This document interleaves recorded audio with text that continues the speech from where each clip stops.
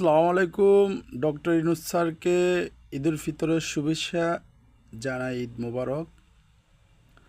যে আগামী সামনে যে নির্বাচনের সময় সিদ্ধান্ত করার আগেই সাধারণ জনগণের মতামত নেওয়ার দরকার। ডক্টর ইউনূস স্যারকে কি আরও দীর্ঘমেয়াদী অনুযায়ী দেশে উপদেষ্টার প্রধান অনুযায়ী উনি দেশের মানুষ কি চায় কি না চায় সেটা ভোটাভুটির দরকার আছে। তো আমরা মনে করি ডক্টর ইউনূস স্যার যদি দেশের জন্য কিছু ভালো সুফল এনে দিতে না পারে অন্য দল সম্ভব না। আমি একজন সাধারণ জনগণ, সৌদি প্রবাসী। তো আমরা চাই যিনি দীর্ঘ সময় বাংলাদেশের প্রধান উপদেষ্টা অনুযায়ী সরকার অনুযায়ী থাকুক।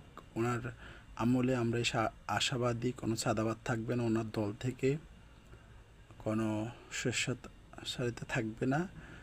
আর যারা রাজনীতি ছাড়াই বিশ্ব দরবারে পরিচিত, তাদের হাত ধরে যদি বিশ্ব দরবারে বাংলাদেশকে যদি মাথা উঁচু করে দাঁড়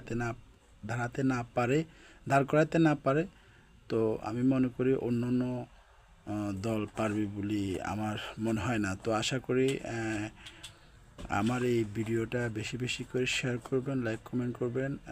আমি ক্ষুদ্র একজন মানুষ, হয়তো আমার এই কথা কোনো সমালোচনা হবে না মিডিয়া নিয়ে, কিংবা কারো ওই পর্যন্ত পৌঁছাবে কিনা তাও জানি না। তো যারা আমার এই কথাগুলো ভালো লাগছে অবশ্যই তারা বেশি বেশি করে শেয়ার করবেন।